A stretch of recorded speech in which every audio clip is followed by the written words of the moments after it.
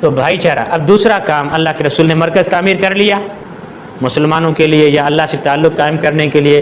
سب سے بڑا مسئلہ تھا ایک مرکز، لوگ مسئلے کے حل کے لیے ایک جگہ پہ اکٹھے ہوں، جس طرح دار ارقم تھا مکے میں، اسی طرح مدینے میں کیا ہے، مسجد نبوی، یہ مرکز بن گیا۔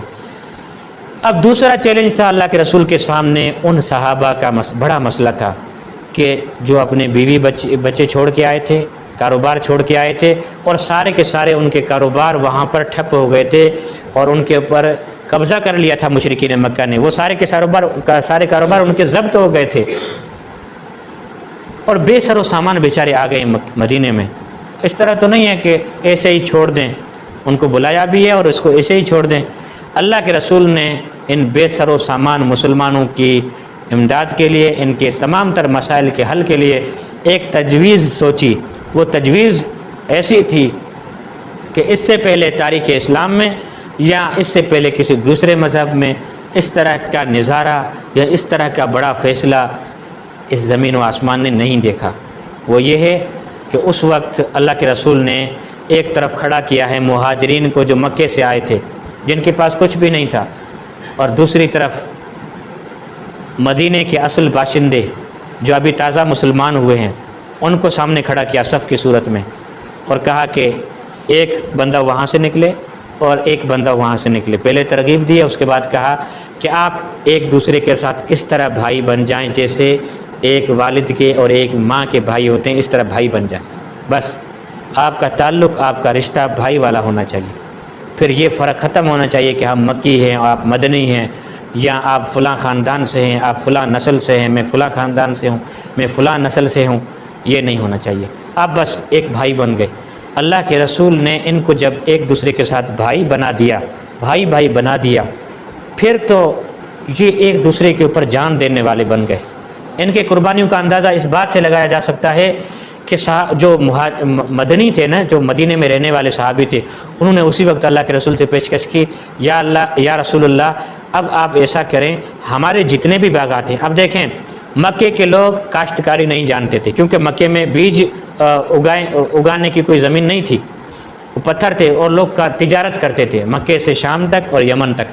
کوئی خوشبو بیچ رہا ہے، کوئی کیا چیزیں بیچ رہا ہے، یہ کاروباری لوگ تھے مکے کے لوگ۔ فرق تھا ان کے اندر، مکے اور مدینے کے لوگوں میں بڑا فرق تھا۔ مکے کے لوگوں کا ذریعہ معاش، ذریعہ آمدنی یا ان کے خوراک کا جو بھی ذریعہ تھا وہ تھا کاروبار اور تجارت، اور مدینے کے لوگوں کا جو ذریعہ معاش ہوتا ہے، سورس جس کو ہم کہتے ہیں، انکم، وہ کیا تھی؟ کاشتکاری، باغات، فصل، زمین۔ جس طرح ہمارے لوگ فصل اگاتے ہیں، زمین، کپاس اگاتے ہیں اور گندم اگاتے ہیں اور مختلف قسم کی سبزیاں ہوتی ہیں، یہ مدینے کے لوگوں کا یہی کام تھا، اور مکے کے لوگوں کا کام کیا تھا؟ تجارت تھا، یہ ان کا۔ تو انہوں نے کہا کہ یا رسول اللہ، آپ ایسا کریں، ہمارے جتنے بھی باغ ہیں وہ آدھے آدھے کر لیں، آدھا باغ میرا ہو، آدھا ہمارے مہاجر بھائی کا ہو۔ یہ کوئی چھوٹی سی قربانی نہیں ہے، جن کا اپنا کاروبار ہوتا ہے نا، اسی کو پتہ چلتا ہے کہ صدیوں کے بعد یا باپ دادا کی جو وراثت کی جو زمین ہوتی ہے، اس میں سے آدھا نکال کے کسی اور کو دینا، یہ بڑی مشکل چیز ہے۔ گھر کے 2 کمرے ہیں، ایک کمرہ اپنے مہاجر بھائی کو دے دیں یا رسول اللہ، ایک کمرہ میرے پاس ہو۔ اور یہاں تک بھی بات ہے کہ حضرت عبد الرحمن بن عوف رضی اللہ تعالیٰ عنہ کو اللہ کے رسول نے کہا کہ آپ کا یہ سعد ابن ربیع آپ کا بھائی ہے۔ تو حضرت عبد الرحمن ابن عوف مکی تھے، سعد ابن ربیع مدنی تھے، ان دونوں کو اللہ کے رسول نے بھائی بنا دیا ہے۔ اور عبد الرحمن ابن عوف کو وہ بھائی لے کر گئے ہیں اپنے گھر پہ، کہا کہ یہ میرا دکان ہے، یہ میرا کاروبار ہے، اس میں سے آدھا آپ کا ہے، یہ میرا باغ ہے، اس میں سے آدھا آپ کا ہے، حتیٰ کہ میری 2 بیویاں ہیں، آپ کے پاس کوئی بیوی نہیں ہے، اور ان دونوں کو دیکھ لیں، ان میں سے جو بھی آپ کو پسند آ جائے اور مجھے اس کے بارے میں کہیں، میں اس کو طلاق دیتا ہوں، وہ عدت گزارے گی، اس کے بعد آپ اس کے ساتھ نکاح کر لینا۔ بڑی اتنے حد تک انہوں نے قربانیاں دی ہیں اپنے بھائیوں کو۔ صحابہ فرماتے ہیں کہ ہمیں اپنے نسل کے بارے میں تو یہ شک ہے کہ جو ہماری ماں کے ساتھ، ہمارے ماں کے پیٹ سے جو ہمارے ساتھ بھائی پیدا ہوا ہو، وہ ہمارا بھائی ہو یا نہ ہو سکتا ہے کہ ہماری ماں نے، ہمارے باپ نے خیانت کی ہو، لیکن اللہ کے رسول نے ہمیں جس طرح بھائی بنا دیا، اس میں ہمارے بھائی ہونے میں کوئی شک نہیں، کیونکہ اللہ کے رسول نے ہمیں بھائی بنا دیا۔ تو یہ ہے بھائی چارہ۔ اس بھائی چارے کے بعد 99% जितने भी मसाइल थे मुहाजिरीन के उसी वक्त ख़त्म हो गए और हल हो गए। मुहाजिरीन भाइयों को कोई टेंशन ही नहीं रहा कि यहाँ पर हम बेसरो सामान हैं, यहाँ पर हम मुसाफिर हैं, बेघर हैं, इनको कोई टेंशन ही नहीं रहा। लेकिन आप सोचेंगे कि क्या बड़ा अरसा जितने भी लोग आए थे मुहाजिर बनकर मक्के से मदीने की तरफ, ये सारे के सारे अंसार भाइयों के ऊपर बोझ बने रहे? नहीं।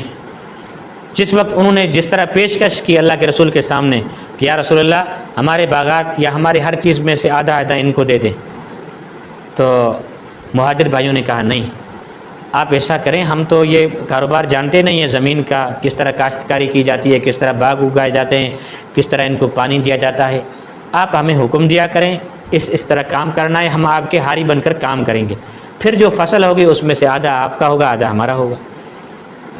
और बड़ी तादाद मुहाजिर भाइयों की ये थी कि आप ऐसा करें, हमें आपकी जो बाज़ार है उस बाज़ार का रुख दिखा दें, हम वहाँ पर जाकर आहिस्ता आहिस्ता छोटा सा कारोबार शुरू करेंगे, उससे फिर हम बढ़ जाएंगे आगे इंशाअल्लाह ताला। तो जो मक्की भाई थे उन्होंने मदीने में जब कारोबार शुरू किया, इनका कारोबार इतना बड़ा कि मदीने में उन मुहाजिर भाइयों से ज़्यादा कोई कारोबारी बंदा ही नहीं था। हज़रत अब्दुर्रहमान इब्न औफ ने अपने भाई को कहा है सअद इब्न रबी को कि मुझे आपसे कुछ भी नहीं चाहिए, अल्लाह आपके अहल में बीवियों में बरकतें अता फरमाए, आपके कारोबार में बरकत अता फरमाए, मैं आपसे कोई बीवी या आपका कोई कारोबार लेने वाला नहीं हूँ, आपके कोई जायदाद लेने वाला नहीं हूँ, आप ऐसा करें मुझे आपकी जो बाज़ार है, आपकी जो मार्केट है उसका मुझे सिर्फ रुख दिखा दें। उसने कहा कि ये सामने यहूदियों की बाज़ार है जिसको कैनुका बाज़ार कहते हैं, उसकी तरफ आप जाएं। ये गए हैं, इसके पास चंद सिक्के थे, उससे इसने पनीर ख़रीदा है और इससे कुछ खजूरें ख़रीदी हैं और पनीरें ख़रीद कर हज़रत आए हैं वापस, उसको बेचा है, उससे कारोबार बढ़ाया है। और फिर एक ज़माना वो आया कि रेशमी कपड़े से अपना मुंह साफ़ करते थे और कहा कि यमन से लेकर मदीने तक और मदीने से लेकर शाम तक अब्दुर्रहमान इब्न औफ जैसा कामयाब कारोबारी बंदा कोई नहीं था। ये है मीसाक मदीना मकान। अच्छा, ये मीसाक किसके घर में हुआ है, यानी भाईचारा हुआ है किसके घर में हुआ है?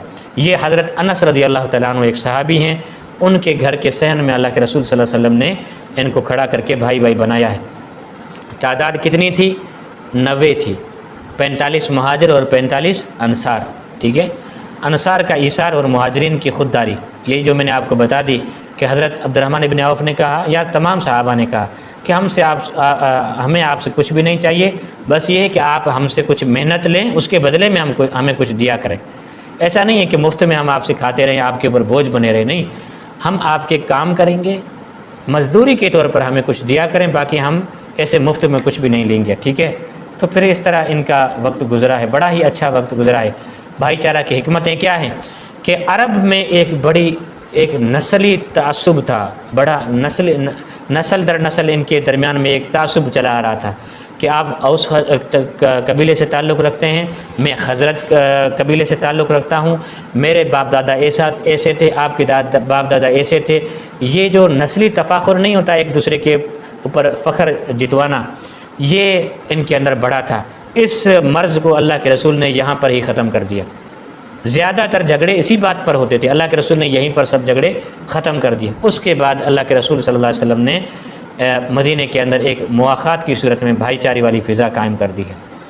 ठीक है, और इसका फ़ायदा क्या हुआ? जिन साथियों ने 13 साल अल्लाह के रसूल से तरबियत हासिल की, जो मुहाजिर हिजरत करके आए थे अल्लाह के रसूल के साथ, ये कौन थे? जिन्होंने 13 साल तक एक भट्टी में आग की तरफ, वो आग की ईंटों की तरफ पके हैं, इस्लाम के लिए इन्होंने कुर्बानियाँ दी हैं, बिलाल जैसे, सुहैब जैसे लोग, और इस तरह हज़रत मुसअब इब्न उमैर जैसे, हज़रत अम्मार जैसे लोग, जिन्होंने 13 साल तक दार अरकम में रहकर हुज़ूर सल्लल्लाहु अलैहि वसल्लम से तरबियत हासिल की है, नमाज सीखी है, कुरान सीखा है और दीन का बड़ा हिस्सा सीखा है अल्लाह के रसूल सल्लल्लाहु अलैहि वसल्लम से। ये इन्होंने हुज़ूर सल्लल्लाहु अलैहि वसल्लम से तरबियत हासिल की है 13 साल तक। तो इसका फ़ायदा यही क्या हुआ भाईचारे की सूरत में? ये जो 3 साल तक इन्होंने हुज़ूर से तरबियत हासिल की थी, ये तरबियत इन्होंने आगे पढ़ाई है अंसार भाइयों को। जो दीन की तालीम अल्लाह के रसूल से उन्होंने 13 साल में हासिल की, वो अपने अंसार भाइयों को पढ़ाते थे। कुरान मजीद, नमाज के अहकाम व मसाइल, उसके बाद तौहीद की जो दावत होती थी वो सिखाई, शिरक और बुत परस्ती की जो नफ़रत है वो उनके दिल में बिठाई। ये सारा काम इन मुहाजिर भाइयों ने किया है, मेहनत की अंसार भाइयों के ऊपर। کیونکہ ان کو پہلے خاص تعلیم دی ہوئی نہیں تھی. یہ بھائی بھائی میں بے تکلفی کی فضا، یعنی پھر ان کے درمیان میں کوئی حجاب نہیں رہا کہ میں مہمان ہوں آپ میزبان ہیں، یا اس طرح ایک دوسرے کی راحت کا خیال کرتے کرتے نہیں، ایسے بن گئے جیسے کہ بچپن سے کوئی بھائی بنے ہوئے آئے ہیں. ٹھیک ہے. مہاجر تاجر، انصار زمیندار. دیکھیں مہاجر کیا تھے؟ تاجر تھے. انصار کیا تھے؟ زمیندار تھے. مل کر معاشی اقتصادی کامیابی. مہاجر بھائیوں کی وجہ سے یہ جو یہودیوں کی مارکیٹ تھی بنو قینقاع، بڑی مارکیٹ تھی، اس میں صرف یہودیوں کی کاروباری تجارت کی کاروبار کا اور ان کی تجارت کا اور ان کی دکانوں کا بڑا چرچا تھا.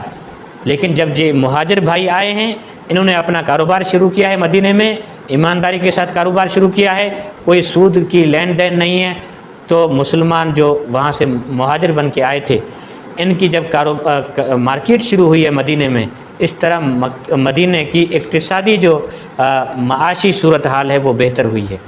اکنامکس جو صورتحال ہے وہ کیا ہوئی ہے؟ بہتر ہوئی ہے. اور پھر انہوں نے کچھ کام کیا ہے انصار بھائیوں کے ساتھ زمین میں، تو اس طرح زمین میں بھی بڑی برکتیں آئی ہیں اور فصل بھی اچھا ہوا ہے. ٹھیک ہے.